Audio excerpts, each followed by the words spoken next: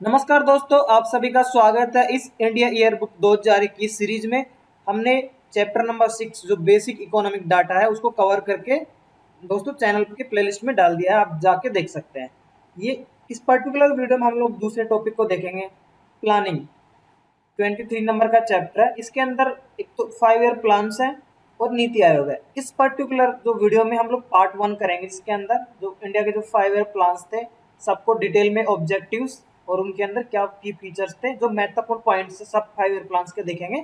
और in general जो India की जो इकोनॉमी में प्लानिंग की गई थी उसको बारे में स्टेप बाय स्टेप समझने की कोशिश करेंगे। फ्रेंड्स, सभी लोगों से रिक्वेस्ट है वीडियो को एंड तक देखिए, बहुत ही इंपॉर्टेंट है दोस्तों। इसके अंदर से इस बार जो है फेज 1 में सवाल देखे गए थे प्लानिंग के अंदर। देखो, ये ऐसा टॉपिक है जो यूपीएससी वाले स्टूडेंट तो पढ़ते ही पढ़ते हैं, लेकिन आरबीआई के लिए इतना ज्यादा नहीं पढ़ते हैं।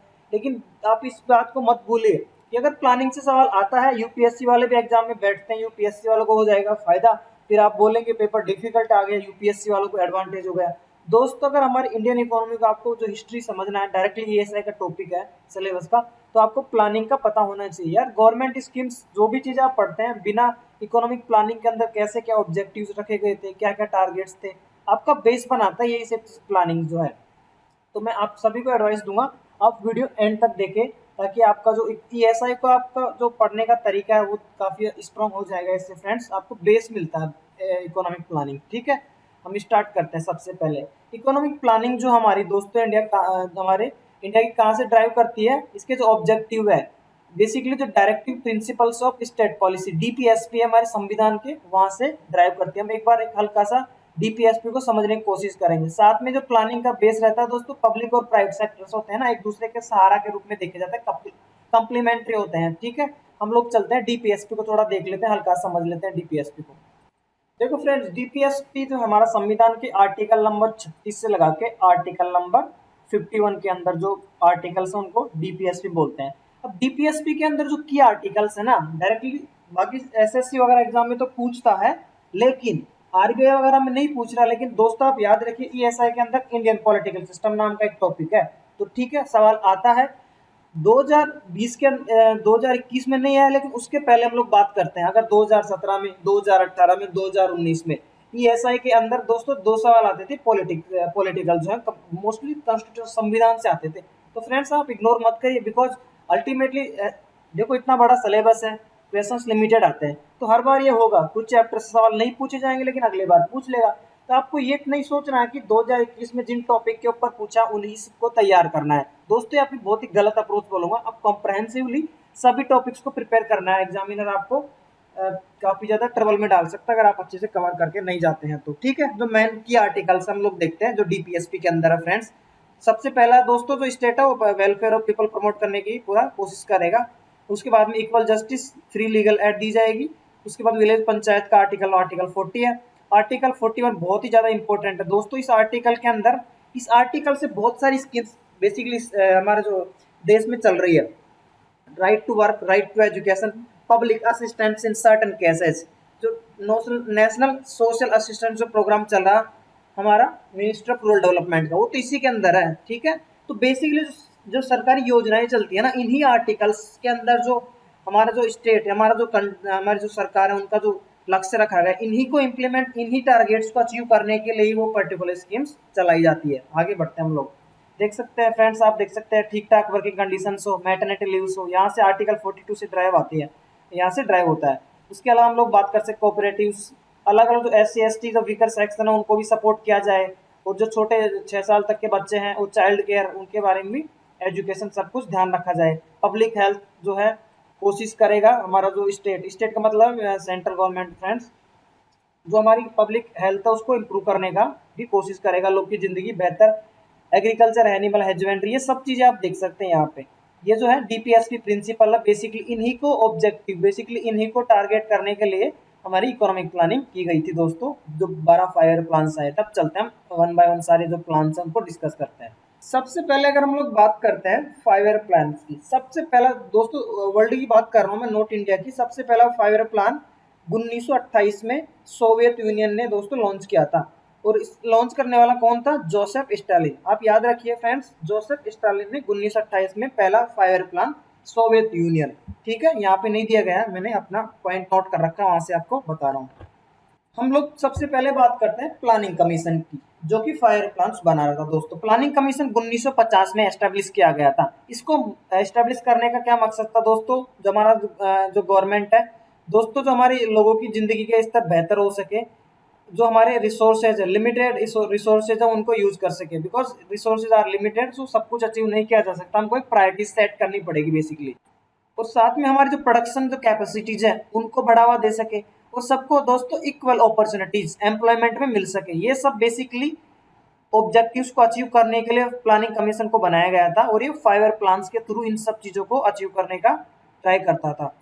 दोस्तों इसकी रेस्पॉन्सिबिलिटी है भी हमारे देश में जो रिसोर्सेज अवेलेबल है उनका असेसमेंट करे कितना है, उसके साथ में और हमारे जो डेफिशिएंट रिसोर्सेज उनको ऑगमेंट, उनको बढ़ाने का भी कोशिश की जाए, और साथ में प्लान फॉर्मुलेट किया जाए, ताकि जो हमारे जो रिसोर्सेज अवेलेबल रिसोर्सेज थे उस टाइम में उनका बेस्ट यूटिलाइजेशन किया जा सके। और हमारी जो नेशनल प्रायोरिटीज है वो भी डिटरमाइन करता था, ताकि उनके अंदर उन लिमिटेड रिसोर्सेज को यूज किया जा सके। अगर हम लोग बात करते हैं फर्स्ट चेयरमैन दोस्तों, इसका प्राइम मिनिस्टर चेयरमैन होता है एक्स ऑफिशियो जवाहरलाल नेहरू थे फर्स्ट चेयरमैन प्लानिंग कमीशन के। तो इसका एक डिप्टी चेयरमैन होता है दोस्तों, जो कि लास्ट की अगर हम लोग बात करें तो मोन्टेक सिंह अहलूवालिया थे।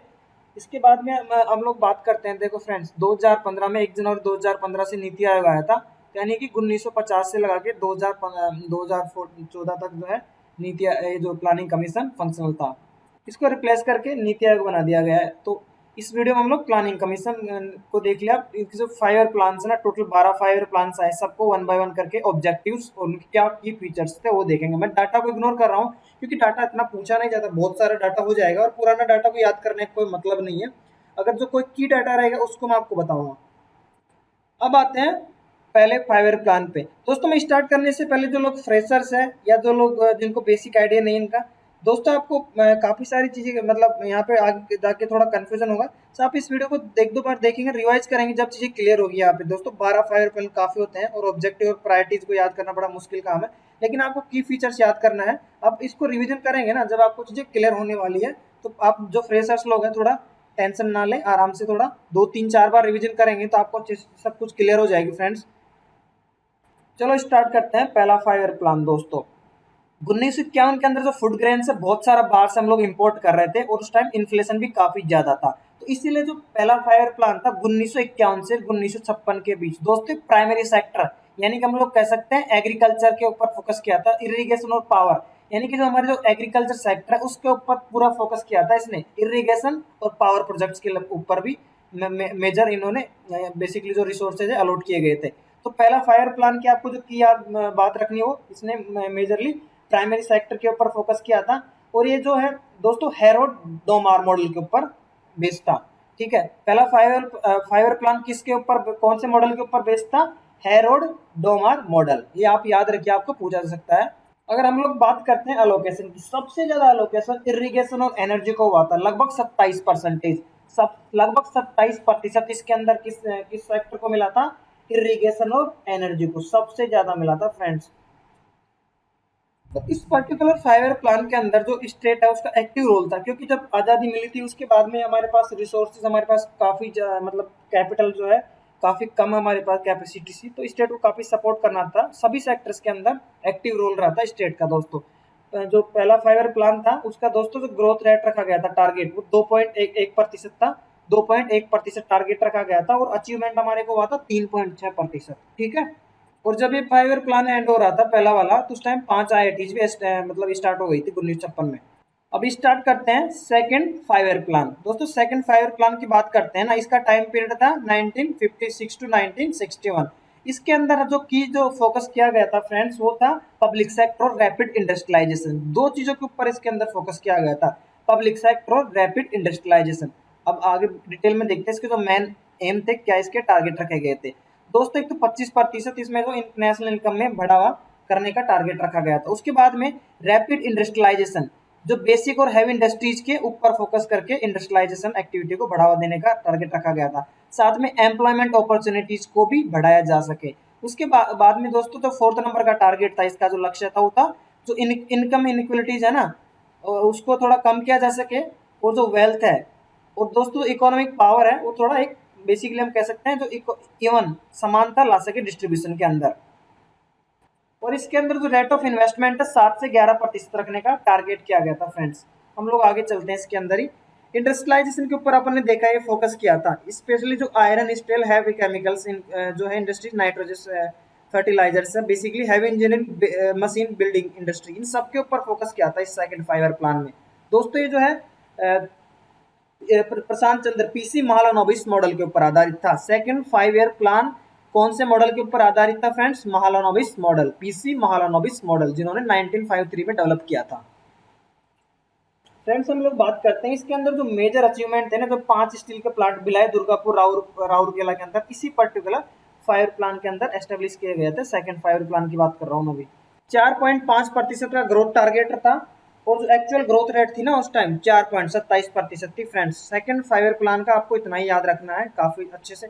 मेन जो थीम है ना इसकी पीसी महालनोबिस मॉडल के ऊपर आधारित है और बेसिकली इसमें बेसिक इंडस्ट्रीज और हम लोग कह सकते हैं रैपिड इंडस्ट्रियलाइजेशन और with focus on public sector, ये इसका मेन चीज था दोस्तों। एम्प्लॉयमेंट अपॉर्चुनिटीज को बढ़ाना तो मोस्टली जो सभी 5 ईयर प्लान का टारगेट रखा गया था। उसके अलावा हम लोग अगर बात करते हैं इनकम इनइक्वालिटीज को भी घटाया जाए, जो इनका जो वेल्थ है उसको मोर इक्विटेबल वे में डिस्ट्रीब्यूट किया जाए, मोस्टली सभी का मतलब मकसद है ये। तो चलते हैं हम लोग थर्ड 5 ईयर प्लान पे।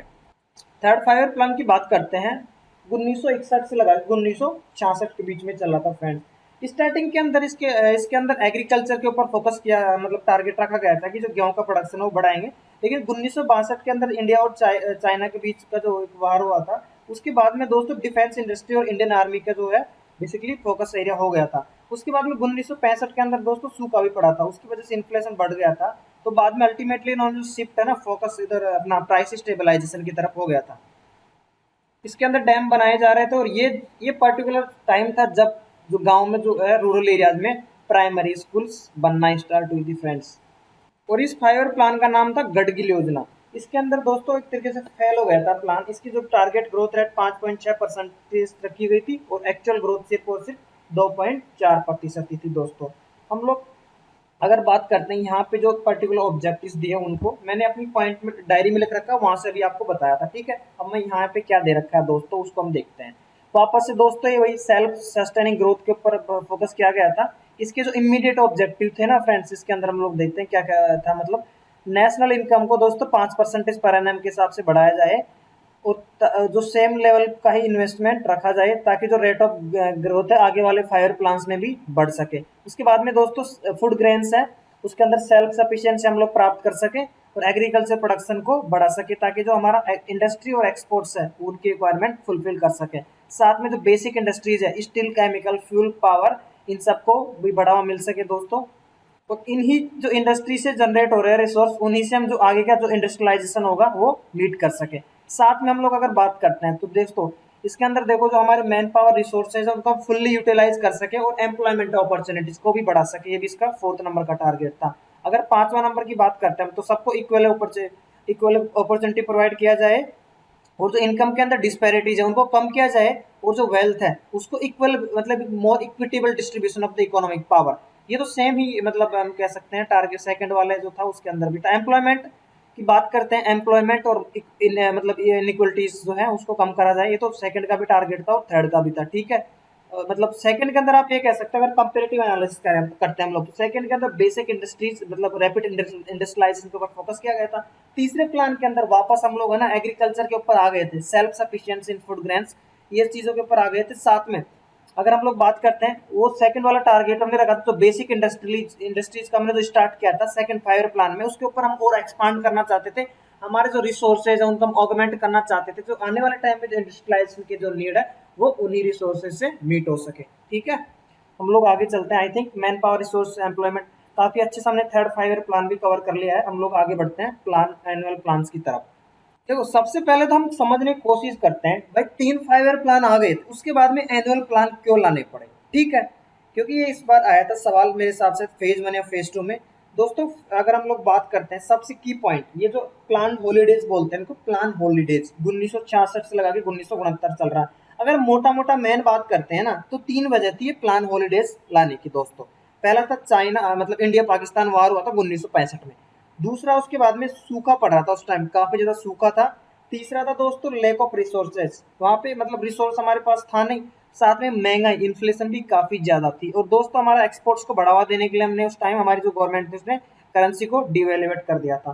तो ये सब जो चीजें हैं होने की वजह से सरकार को एनुअल प्लान्स के ऊपर टिकना पड़ा दोस्तों। 5 साल का जो प्लानिंग नहीं कर सकते बिकॉज हमारे पास रिसोर्सेज नहीं है, पैसा नहीं है, तुम एडवांस प्लानिंग नहीं कर सकते बिकॉज अनसर्टेनिटी थी। इसलिए छोटे प्लान्स, एनुअल प्लान्स हमने इस पर्टिकुलर टाइम में मतलब रखे थे दोस्तों। प्लान हॉलीडे जिनको बोलते हैं, 1966 से लगा के 1969 तीसरे 5 प्लान के बाद में लाए गए थे। इसके अंदर दोस्तों देखो 1965 के अंदर आपको पता सूखा पड़ा था, तो उसके बाद में अगेन देखो फोकस शिफ्ट हो गया था कि एग्रीकल्चर और जो अलाइड सेक्टर है साथ में इंडस्ट्रियल सेक्टर है सबके ऊपर बढ़ा दिया, मतलब बढ़ावा दिया जाए, सबके ऊपर फोकस किया जाए एनुअल प्लान्स का। इतना डिटेल में नहीं पूछता है लेकिन आपको चीजें पता होनी चाहिए। अब लोग हम बात करते हैं फोर्थ 5 प्लान। फोर्थ 5 प्लान 1969 से लगा के 1974 तक चला था, ठीक है। सबसे पहला इसके अंदर जो 14 जो हमारे बैंक थे उनका नेशनलाइजेशन हुआ था और ग्रीन रिवोल्यूशन भी इसी पर्टिकुलर टाइम में हुआ था। और साथ में इंडिया पाकिस्तान वार 1971 का जो हुआ था वो इसके अंदर देखना पड़ा था।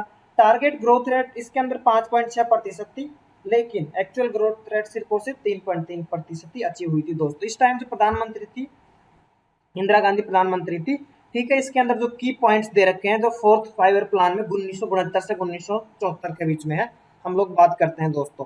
सबसे पहले इन लोगों ने दोस्तों जो टारगेट किया था, जो हमारा डेवलपमेंट था, एग्रीकल्चर प्रोडक्शन जो उसमें फ्लक्चुएशन हो रहे हैं तो उसको स्टेबलाइज किया जा सके। और उसके बाद में हम लोग अगर बात करते हैं तो दोस्तों जो कई सारी स्कीम्स लाई गई थी जो कि इक्वलिटी और सोशल जस्टिस को प्रमोट कर सके, ठीक है। जो फोर्थ 5 प्लान था उसके अंदर जो स्कीम्स और प्रोग्राम इस जो लाए गए थे उनका मेन मकसद था इक्वलिटी और सोशल जस्टिस को बढ़ावा देना। और दोस्तों हम एक कह सकते हैं जब सोशल जस्टिस की बात ही कर रहे हैं तो दोस्तों जो हमारे समाज के जो निचले तबके थे, लेस प्रिविलेज वीकर सेक्शंस थे, उनको एम्प्लॉयमेंट और एजुकेशन के थ्रू उनका स्टेटस, लिविंग स्टैंडर्ड के ऊपर फोकस किया गया था दोस्तों। देखो वापस से हम लोग देख रहे हैं कि दूसरे और तीसरे प्लान में हमने देखा था कि मतलब जो इनकम इनइक्वलिटी कम किया जाए और जो कॉन्सेंट्रेशन वेल्थ, यानी सब पैसा सारा का सारा वेल्थ है, सारा का सारा धन एक जगह ही एकत्र हो जाए, उसको बेसिकली वापस से उसको दोस्तों कम करने की कोशिश की गई थी ताकि जो सभी लोग के पास इक्वल अपॉर्चुनिटी, जो सब लोग को अपना मतलब इनका इकोनॉमिक पावर आए ताकि सब लोग इक्वल इक्विटेबल वे में मतलब अपना जीवन यापन कर सके। दोस्तों ये मेन टारगेट थे फोर्थ 5 प्लान की। अगर मैं मोटा मोटा आपके लिए अंदाजा बताऊं तो सोशल जस्टिस और इक्वलिटी के ऊपर फोकस किया गया था। तो जो निचला तबका उसको एजुकेशन और एम्प्लॉयमेंट के थ्रू उनका जीवन का स्तर बेहतर हो सके। इनकम इनइक्वलिटी और इकोनॉमिक पावर के अंदर भी इक्वलिटी लाने की कोशिश की गई थी। अब आते हैं फिफ्थ 5 प्लान पे, जहां पे स्टार्ट होता है गरीबी हटाओ योजनाओं का पॉइंट है दोस्तों। गरीबी हटाओ के ऊपर यहाँ पे नारा दिया था इंदिरा गांधी ने दोस्तों, वहां से स्टार्ट होती है हमारी पॉवर्टी एलिवेशन की स्कीम्स। इसके अंदर हम लोग बात करते हैं, अगर मेन फोकस है जो फिफ्थ 5 प्लान का टाइम था 1974 से लगा 1978 तक, 3 चीजों के ऊपर फोकस किया गया था इसके अंदर। एम्प्लॉयमेंट, लोग को रोजगार मिल सके, दूसरा पॉवर्टी एलिवेशन, तीसरा था जस्टिस, यानी कि 3 चीजें फोकस की गई थी इसके अंदर, ठीक है। और जो मेगा जो पॉवर्टी एलिवेशन स्कीम्स थी वो इसी फिफ्थ 5 प्लान के अंदर स्टार्ट की गई थी। एक तो 20 पॉइंट प्रोग्राम है वो भी हम लोग सब देखेंगे इसमें। अगर हम लोग बात करते हैं ना, सबसे जो एक बहुत ही मतलब हाई पॉइंट रहा था, हाई जो की फीचर था दोस्तों इस पर्टिकुलर 5 प्लान में, फिफ्थ वाले में मिनिमम नीड्स प्रोग्राम नाम के एक स्कीम लॉन्च की गई थी जो कि फर्स्ट ईयर में। उसका जो मेन मकसद था दोस्तों कुछ बेसिक मिनिमम नीड्स है ना उनको लोग को प्रोवाइड किया जा सके ताकि लोग की जिंदगी बेहतर बन सके। ये जो मिनिमम नीड्स प्रोग्राम है ये डिजाइन किया गया था डीपी धर, ठीक है, याद रखो डीपी धर ने बेसिकली डिजाइन किया था मिनिमम नीड्स प्रोग्राम, जिसके तहत लोगों की जिंदगी सुधारने के लिए कुछ बेसिक मिनिमम नीड्स को उनको प्रोवाइड करने की कोशिश की गई थी। लेकिन इसमें एक लोचा हो गया था दोस्तों, जब एक 5 साल का 5 प्लान था 1978 में मोरारजी देसाई गवर्नमेंट आई थी, उसने इस पर्टिकुलर प्लान को रिजेक्ट कर दिया था और 1 साल पहले ये खत्म हो गया था दोस्तों। कभी कभी पूछ लेता है, ठीक है ना। मोरारजी देसाई जो गवर्नमेंट इलेक्ट हुई थी 1978 में, उसने मना कर दिया कि भाई हमारे प्लान नहीं चलेगा, हम इसको एक्सेप्ट नहीं करते हैं, तो इसलिए पहले ही इसको रोकना पड़ा था। बाकी हम लोग इसके अंदर जो इस पर्टिकुलर यहाँ पे जो चीजें दे रखी है वो हम लोग कवर करने की कोशिश करते हैं दोस्तों। जब 1974-69 वाला जो प्रोग्राम है ये जो 5 प्लान है इन्फ्लेशनरी प्रेशर्स के बैकड्रॉप में बनाया गया था। और हम लोग अगर बात करते जो मेन मकसद अपन ने देखा सेल्फ रिलायंस और उसके साथ में जो गरीब लोग हैं उनका कंजम्पशन बढ़ सके, बेसिकली एम्प्लॉयमेंट प्रोवाइड किया जा सके दोस्तों। उसके बाद में हम लोग बात करते हैं जो महंगाई उसको कंट्रोल करना और इकोनॉमिक जो सिचुएशन है उसमें भी स्टेबिलिटी लाना, ये भी इसका मेन मकसद था। फिर से एक बहुत लंबे समय के बाद में हमारा जो हमने टारगेट क्या किया, अचीव किया गया, वापस से हम लोग ट्रैक पे आ गए थे। क्योंकि आपने देखा होगा इसमें जो है दोस्तों तीसरा और चौथा फायर प्लान में तो हमारा काफ़ी ज़्यादा फेलियर टाइप का ही था, कुछ ज़्यादा हमने जो टारगेट किया था और जो हमें एक्चुअल में मिला एक्चुअल ग्रोथ काफ़ी ज़्यादा फर्क था। लेकिन इसके अंदर हमारा जो टारगेट ग्रोथ 4.4% था और जो एक्चुअल ग्रोथ हुआ था वो 4.8%। ठीक है, फिफ्थ फाइव प्लान हमने कंप्लीट किया है। अब आगे चलते हैं सिक्स्थ फाइव प्लान पे दोस्तों। लेकिन उसके पहले मैं आपको छोटा सा मतलब जस्ट कंफर्मेशन लेना चाहता हूँ। जब जनता पार्टी जब आई थी ना पावर में तो 1978 में, तो उन्होंने दोस्तों वहीं से छठा फाइव प्लान स्टार्ट कर दिया था। ठीक है ना, जैसे उन्होंने 1978 में रिजेक्ट किया उस फिफ्थ फाइव प्लान को, उन्होंने अपना नया सिक्स फाइव प्लान स्टार्ट किया। लेकिन 1980 में क्या हुआ, वापस ही कांग्रेस की सरकार आ गई थी, तो कांग्रेस की सरकार ने आते उसको वापस से कटा दिया, बोल वापस से अपना सिक्स फाइव प्लान 1980 में उन्होंने लॉन्च किया। तो ये पर्टिकुलर टाइम है ना 1978 से 1980 के बीच का, जो कि जनता पार्टी की सरकार थी, उसको हम लोग बोलते हैं रोलिंग प्लान। ठीक है, आप इसको भी ये ध्यान रखिए। अब चलते हैं सिक्स फाइव प्लान, जो कि 1980 से लगा 1985 तक चला। अगेन इसका वापस से टारगेट रखा गया था गरीबी हटाओ, यानी कि गरीबी की जो हटाने की जो पॉवर्टी एलिवेशन की स्कीम से यहाँ भी काफी ज्यादा चर्चा में थी। और ये वो दौर था जब जो इकोनॉमिक लिबरलाइजेशन था ना, उसका हम लोग कह सकते हैं स्टार्ट हो गया था। प्राइस कंट्रोल्स को हटा दिया गया था और राशन शॉप्स थे उनको बंद कर दिया गया था। इसी particular six five year plan के अंदर ही हमारा जो नाबार्ड है, national bank for agriculture and rural development, यानी कि जो रूरल एरियाज का डेवलपमेंट को बढ़ावा देने के लिए 12 जुलाई 1982 को जो शिवरामन कमेटी थी उसके रिकमेंडेशन के बाद में एस्टेब्लिश किया गया था, जो रूरल डेवलपमेंट के, जो रूरल एम्प्लॉयमेंट के लिए, जो अपॉर्चुनिटीज बढ़ाने के लिए नाबार्ड एस्टेब्लिश किया गया था 12 जुलाई 1982 सिक्स फाइव प्लान के अंदर। फैमिली प्लानिंग के ऊपर भी इस पर्टिकुलर फायर प्लान के अंदर फोकस किया गया था दोस्तों। टारगेटेड ग्रोथ इन लोगों ने 5.2 रखी थी, एक्चुअल ग्रोथ 5.7 हुई थी, यानी कि फिर से फायर प्लान कह सकते हैं सफल हो गया था दोस्तों। इसके अंदर इंफ्रास्ट्रक्चर को मजबूत करना था, एग्रीकल्चर और इंडस्ट्री दोनों सेक्टर के अंदर दोस्तों। उसके बाद में इसके अंदर जो स्पेशल फोकस किया गया था दोस्तों, greater management efficiency intensive monitor of in all sectors, यानी कि सभी सेक्टर्स के अंदर है ना अच्छे से मैनेज किया जाए, चीजों को एफिशिएंसी लाई जाए और सबको मॉनिटर इंटेंसिव मॉनिटर करो। और उसके अलावा हम लोग अगर बात करते हैं तो इसके अंदर एक जो की फीचर था आप ये देख सकते हैं, जो लोकल लेवल है उसमें डेवलपमेंट एक्टिविटी जो स्पेसिफिक स्कीम्स बनाए जाए उनको भी शामिल किया जा सके और उनका जो इम्प्लीमेंटेशन है उसको स्पीड दिया जाए और इफेक्टिव इम्प्लीमेंटेशन हो सके, यानी जिन लोग के लिए स्कीम्स बनाई गई उनको भी फायदा मिल सके। यही मेन की पॉइंट थे सिक्स फाइव प्लान के दोस्तों। हम लोग अगर सातवां जो फाइव प्लान की बात करते हैं जो कि 1985 से लगा 1990 के बीच में चला था, इसके अंदर उन पॉलिसीज, उन स्कीम्स, उन प्रोग्राम्स के ऊपर फोकस किया गया था जिनकी सहायता से हमारा फूड ग्रेन प्रोडक्शन बढ़ सके, एम्प्लॉयमेंट अपॉर्चुनिटीज बढ़ सके और जो प्रोडक्टिविटी हमारे जो दोस्तों growth, modernize, self reliance, social justice, इन सब चीज़ों के ऊपर फोकस किया गया था इसके अंदर। उसके बाद में एक बहुत ही जो की स्कीम लॉन्च की गई थी इसके अंदर दोस्तों, अनएम्प्लॉयमेंट को हटाने के लिए, गरीबी को हटाने के लिए जवाहर रोजगार योजना। ठीक है ना, जो एडिशनल स्कीम चल रहे थे उसके साथ में इसको लॉन्च किया गया था। साथ में जो स्मॉल स्केल और फूड प्रोसेसिंग इंडस्ट्रीज है उनके ऊपर भी इस पर्टिकुलर सातवां जो फायर प्लान उस पर फोकस किया गया था 1985 से 1990 तक। चलो आगे चलते हैं। लेकिन दोस्तों हुआ क्या था ना 1990 में जब ये सातवां जो फायर प्लान एंड हुआ था, उसके बाद में पॉलिटिकल इश्यूज की वजह से वो एट फाइवर प्लान नहीं लाया जा सका। 2 साल तक वहाँ भी दोस्तों एनुअल प्लान्स बने थे। उसके बाद में अगर एट प्लान आया था 1992 में, जो 1992 से लगा के 1997 तक चला था। और जो हमारा जो एलपीजी जो अराइव स्टार्ट हुआ था, लिबरलाइजेशन, प्राइवेटाइजेशन, ग्लोबलाइजेशन, वो 8वें फाइवर प्लान के अंदर स्टार्ट किया गया था।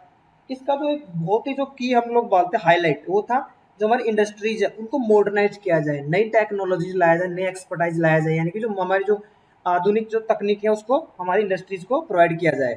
तो 1 जनवरी 1995 में वर्ल्ड ट्रेड ऑर्गेनाइजेशन का मेंबर बन गया था हमारा देश भारत, उस टाइम जब ये मतलब जब WTO की एस्टेब्लिश हुई थी उसी टाइम। अगर हम लोग बात करते हैं इसके मेजर ऑब्जेक्टिव्स की दोस्तों, वो थे पॉपुलेशन कंट्रोल, अगेन जो हमारी जो देश की जनसंख्या बढ़ रही थी उसको कंट्रोल किया जाए, गरीबी हटाया जाए, एम्प्लॉयमेंट जनरेट किया जाए, इंफ्रास्ट्रक्चर को और ज़्यादा मजबूत किया जाए, इंस्टीट्यूट्स को बिल्ड किया जाए, टूरिस्ट को मैनेजमेंट किया जाए, हमारा ह्यूमन रिसोर्स डेवलपमेंट किया जाए, जो पंचायती राज है, नगर पालिका है, NGOs है, उनको एक ज़्यादा रोल दिया जाए प्लानिंग के अंदर, यानी कि डिसेंट्रलाइज प्लानिंग किया जाए और लोगों को पार्टिसिपेशन भी बढ़ाया जाए दोस्तों। ये सब मेन टारगेट थे इस 8th फाइव प्लान के। अगर यहाँ हम लोग देखते हैं क्या क्या दे रखा है दोस्तों, अपन ने देखा कि फास्ट इकोनॉमिक ग्रोथ, उसके साथ में इन्होंने बोला कि जो fast growth of manufacturing sector agriculture, यानी कि मैन्युफैक्चरिंग और एग्रीकल्चर के ऊपर भी इस सेक्टर के इस पर्टिकुलर प्लान के अंदर फोकस किया गया था दोस्तों। उसके बाद में एक्सपोर्ट्स इम्पोर्ट्स के अंदर बढ़ावा मिले। उसके साथ में जो हमारा ट्रेड और करंट अकाउंट डेफिसिट है उसको अंदर भी हम सुधार करें। उसके साथ में जो सेंट्रल गवर्नमेंट का जो फिजिकल डेफिसिट है ना, यानी कि हमारा जो सेंट्रल गवर्नमेंट का जो बजट का जो मतलब बेहतर फिजिकल कंसोलिडेशन हम कह सकते हैं, उसको भी फोकस किया गया था इस 8th फाइव ईयर प्लान के अंदर। चलो हम लोग आगे चलते हैं 9th फाइव ईयर प्लान के ऊपर, जो कि 1997 से लगा के 2002 के बीच में लॉन्च किया गया था। अगर मैं 9th फाइव ईयर प्लान का अगर मतलब जो की ऑब्जेक्टिव्स की बात करता हूँ फ्रेंड्स, तो की ऑब्जेक्टिव्स वन बाय वन मैं आपको लिस्ट आउट कर देता हूँ। सबसे पहला ऑब्जेक्टिव था पॉपुलेशन कंट्रोल, वो तो ठीक है, वो पहले से ही स्टार्ट था, वही वाला था। उसके बाद में अगेन एम्प्लॉयमेंट जनरेशन के ऊपर फोकस किया गया था through agriculture and rural development के थ्रू, यानी कि उन दो पर्टिकुलर चीज़ों को बेसिकली प्रायोरिटी दिया गया था। वापस से तीसरा था रिडक्शन ऑफ पॉवर्टी, गरीबी को हटाना। चौथा था दोस्तों फूड और वाटर जो है गरीब लोग को भी अवेलेबल हो सके, ठीक है। उसके बाद में अगला है जो प्राइमरी हेल्थ सेंटर फैसिलिटी, जिसके अंदर मतलब स्टार्ट की गई थी, और जो बेसिक जरूरत है लोग की वो भी पूरी हो सके, और जो देश में जो सभी बच्चे हैं उनको प्राइमरी एजुकेशन मिल सके। उसके साथ में जो SC ST है उनके लिए भी एम्पावरमेंट के लिए कुछ काम किया जा सके, और एग्रीकल्चर जो हमारा सेक्टर है उसमें सेल्फ आत्मनिर्भर सेल्फ रिलायंस बन सके दोस्तों। और हमारी जो ग्रोथ है ना वो सिर्फ स्टेबल प्राइस पे आए, ठीक है। प्राइस मतलब प्राइस को स्टेबलाइज के ऊपर भी इसमें फोकस किया गया था दोस्तों। अब आते हैं इसके अंदर क्या दे रखा है वो देखते हैं हम लोग। सबसे पहले तो इन्होंने बोला कि GDP ग्रोथ 7% टारगेट की गई थी। उसके बाद में 7 जो बेसिक मिनिमम सर्विसेज इन्होंने आइडेंटिफाई की थी वो कौन से हम लोग देख लेते हैं, ठीक है। ये थी दोस्तों safe drinking water, primary health services, primary education, public housing, जो गरीब लोग हैं जो मतलब बेघर लोगों को घर दिया जाए। उसके बाद में न्यूट्रिशन सपोर्ट टू चिल्ड्रन, ठीक है। उसके बाद में हम लोग अगर बात करते हैं connectivity of all villages and habitats, दोस्तों अगर आपको याद हो ना प्रधानमंत्री ग्राम सड़क योजना इसी 2000 में इसी के अंदर लॉन्च की गई थी, यानी कि इस 9th फाइव ईयर प्लान के अंदर। आप ऐसे थोड़ा चीज़ों को लिंक करने की कोशिश करो भाई। बेसिकली तो 5 ईयर प्लान्स के अंदर जो हमने ऑब्जेक्टिव सेट किया ना, उन्हीं को ऑब्जेक्टिव्स को ही प्राप्त करने के लिए हमने अलग अलग गवर्नमेंट स्कीम्स प्रोग्राम्स हमने लॉन्च किए थे। ये आप कनेक्टेड चीज़ों में आप पढ़ेंगे तो आपको थोड़ा मजा आएगा दोस्तों। उसके अलावा हमारा जो पब्लिक डिस्ट्रीब्यूशन सिस्टम है ना, TPDS लॉन्च किया था 1997 में, वो भी इसीलिए था। तो ये मोटा मोटा आपको मैं अगर बात करूँ तो ये पर्टिकुलर बेसिक मिनिमम सर्विसेज थी ना, सिंपल है, इसमें कोई ज़्यादा कॉम्प्लेक्स नहीं है दोस्तों। सेफ ड्रिंकिंग वाटर, उसके बाद में primary health, primary education, housing सबको मिले। उसके बाद में न्यूट्रिशन सपोर्ट मिले चिल्ड्रन को, कनेक्टिविटी जो है और ज़्यादा बढ़ावा किया जाए, पब्लिक डिस्ट्रीब्यूशन सिस्टम को और बेहतर किया जा सके ताकि जो गरीब लोगों को खाना पीना जो मिलता अच्छे से मिल सके, और फिजिकल कंसोलिडेशन के ऊपर भी फोकस किया गया था। साथ में प्लानिंग को डिसेंट्रलाइज भी किया गया था, जो नीचे के जो इंस्टीट्यूशन है पंचायती राज इंस्टीट्यूशन है उनको ज़्यादा पावर दिया गया था, उनका ज़्यादा रोल बेसिकली जो स्कीम्स और प्रोग्राम्स में उनको एक बड़ा रोल दिया गया था, क्योंकि जो लोकल का जो सिनारी वो अच्छे समझते हैं और बेटर आउटकम्स आ सके स्कीम्स का, ठीक है। ये जो इसको ऑब्जेक्टिव से मैंने आपको बता ही दिया अभी दोस्तों। एग्री और रूरल के ऊपर फोकस किया गया था, एम्प्लॉयमेंट, उसके बाद में स्टेबल प्राइस के साथ में ग्रोथ हो सके, food nutrition security for all, उसके बाद में safe drinking water, health care, universal, ये सब चीज़ें। उसके बाद में ग्रोथ जो हमारी जनसंख्या बढ़ रही थी उसको भी कंट्रोल किया जा सके, और उसके बाद दोस्त सभी लेवल पे लोग का पार्टिसिपेशन बढ़ता है कि SC ST वगैरह को एम्पावर किया जा सके। उसके बाद में हम लोग बात करते हैं जो पंचायती राज इंस्टीट्यूशन है, कोऑपरेटिव है, सेल्फ हेल्प ग्रुप्स हैं, उनको भी पार्टिसिपेशन लिया जाए स्कीम्स में, और हमारा जो आत्मनिर्भर बनने का सपना भी पूरा हो। दोस्तों 9th फाइव ईयर प्लान का अपने की ऑब्जेक्टिव कवर कर लिया, बात है 10th फाइव ईयर प्लान पे। फ्रेंड्स जो 10th फाइव ईयर प्लान था 2002 से 2007 का बीच में, उसके की ऑब्जेक्टिव्स मैं आपको बता देता हूँ। सबसे पहला था कि 8% की GDP ग्रोथ हमको टारगेट करना है। नेक्स्ट था दोस्तों जो गरीबी है 2007 जब आएगा जब उसको 5% से घटाया जाएगा। वापस से अगर हम लोग तीसरा टारगेट की बात करते हैं, वापस से गेनफुल हाई क्वालिटी एम्प्लॉयमेंट, यानी कि एम्प्लॉयमेंट वापस से इसका भी सभी आप देख सकते हैं सभी 5 ईयर प्लान्स का जो है एम्प्लॉयमेंट जनरेट करना, एम्प्लॉयमेंट अपॉर्चुनिटीज प्रोवाइड करना सभी का टारगेट रहा है। उसके बाद में लेकिन अगर 10th 5 ईयर प्लान की बात करते हैं, एक नई चीज़ है इसके अंदर, जो हमारा जो जेंडर गैप है ना लिटरेसी में, यानी कि जो मतलब मेल और फीमेल के अंदर एक जो गैप है, मतलब लड़की को पढ़ाया नहीं जाता है, लड़के को पढ़ाया जाता है, जो जेंडर गैप है लिटरेसी के अंदर उसको घटाने का दोस्तों इसमें टारगेट किया गया था। और उसके अलावा जो वेज वेज के अंदर भी जो फ़र्क है 2007 आते आते 50% इंडस्ट किया मतलब करने का टारगेट रखा गया था। इसके अंदर अपन ने देखा है कल मतलब जो वीडियो था हमारा, जो 20 पॉइंट प्रोग्राम था 1975 में जो लॉन्च हुआ था, उसको 2006 में वापस से रिस्ट्रक्चर किया गया था। तो आप इसको याद रखिए, 10th फाइव प्लान आया था ना, उसको वापस से रिस्ट्रक्चर किया गया था। अगर आप 20 जो पॉइंट जो प्रोग्राम उसके बारे में समझना चाहते हैं, आप कल का वीडियो देख लीजिए, बेसिक इकोनॉमिक डाटा। ठीक है, हम लोग आगे चलते हैं। हमने दोस्तों देखा कि जो टारगेटेड ग्रोथ थी इसके अंदर 8.8% रखी गई थी, लेकिन जो ग्रोथ एक्चुअल में अचीव हुई थी ना, वो 7.7% हुई थी। ठीक है, ये इसके मेन की मतलब ऑब्जेक्टिव्स बताए मैंने 10th फाइव प्लान के। 8% ग्रोथ टारगेट रखा गया था। गरीबी को 2007 आते आते 5% से घटाने का टारगेट रखा गया था। Gainful high quality employment provide करना रखा गया था। जेंडर गैप इन लिटरेसी और वेज जो है वेज जो मतलब वेज गैप उसको 50% से कम करना 2007 आते आते 20 जो पॉइंट प्रोग्राम है उसको वापस से री इंट्रोड्यूस किया गया था। ठीक है, ये जो मेन ऑब्जेक्टिव्स हैं यहाँ पे भी वही सब दिया गया है। ठीक है दोस्तों, हम लोग आगे चलते हैं। दोस्तों ये जो प्रोग्राम, इसका एक स्पेशल फीचर यहाँ पे दिया हुआ ये है कि जिस तरीके से हमारा जो लेबर फोर्स जो बढ़ रहा था, उसकी वजह से ये था कि हमारा जो लेबर की जो ग्रोथ हो रही है, मतलब लेबर जो आ रहा है और हमारा जो ग्रोथ है दोस्तों, उसके हिसाब से ये लगता कि मतलब लग रहा था कि जो अनएम्प्लॉयमेंट है काफ़ी ज़्यादा बढ़ जाएगा, उसकी वजह से सोशल अनरेस्ट भी हो सकता है। तो इसीलिए इन लोगों ने दोस्तों 50 मिलियन जॉब अपॉर्चुनिटीज टारगेट किया गया था। हम लोग मतलब क्रिएट करेंगे इतना, मतलब इसके अंदर स्पेशल जो सेक्टर्स के ऊपर फोकस किया गया था, agriculture, irrigation, agro forestry, small medium enterprises, ICT, जो ये बेसिकली हम कह सकते हैं, इन सब चीज़ों के ऊपर फोकस किया गया था ताकि 50 मिलियन जॉब्स इसके अंदर क्रिएट हो सके। साथ में हम लोग बात करते हैं जो गरीबी का जो इश्यू मतलब जो है, जो बहुत ही लो लेवल की जो गरीबी थी ना इसके अंदर, तो उसको भी टारगेट किया था। लो लेवल की जो गरीबी है उसको टारगेट किया था, हम लोग कह सकते हैं फ्रेंड्स। उसके बाद में हम लोग बात करते हैं मॉनिटरिंग है ना, बेसिकली जो हमारी जो गवर्नमेंट स्कीम से मॉनिटरिंग को थोड़ा और ज्यादा मतलब स्पेसिफिक किया गया था। जैसे अपन जो बेसिकली जो है ना 20 पॉइंट प्रोग्राम, उसको रिस्ट्रक्चर करने का मकसद यही था कि जो हम स्कीम्स प्रोग्राम में इम्प्लीमेंट कर रहे हैं उनको अच्छे से मॉनिटर करें और एक स्पेसिफिक डायरेक्शन में मॉनिटर करें, ताकि हमारा जो बेसिकली जो आउटकम उसका पता चल सके, हमने जो लॉन्च किया है, जो हमने इंटेंशन जो हम रखा है वो प्राप्त हो रहा है कि नहीं हो रहा है। ठीक है, आगे चलते हैं हम लोग 11th फाइव ईयर प्लान के अंदर। 11th फाइव ईयर प्लान की बात करते हैं, 2007 से और 2012 के बीच में था दोस्तों। इसके अंदर इंक्लूसिव डेवलपमेंट यानी ग्रोथ के साथ में लोग की जिंदगी बेहतर भी इंप्रूव हो सके, एम्प्लॉयमेंट भी मिल सके, ये सब फोकस किया गया था दोस्तों। 9% का इसके अंदर ग्रोथ टारगेट रखा गया था और सोचा था कि जब जो 11 प्लान एंड होगा 2012 तक, तो उस टाइम 10% हमारी ग्रोथ पहुंच जाएगी। मैं आपको क्विकली एक्सप्लेन कर देता हूँ जो 11 फाइव प्लान था 2007 से 12, उसके क्या ऑब्जेक्टिव्स थे। सबसे पहले तो जो मनमोहन सिंह जो था पहला टेन्योर था यूपीए का, इसने जो मेन टारगेट किया था दोस्तों, हायर एजुकेशन के अंदर एनरोलमेंट को बढ़ावा था, डिस्टेंट एजुकेशन के ऊपर फोकस किया था, इंक्लूसिव ग्रोथ यानी कि गरीब ठीक ग्रोथ ही ना हो, सिर्फ उसके साथ में गरीबी भी कम हो, उसके ऊपर फोकस किया गया था।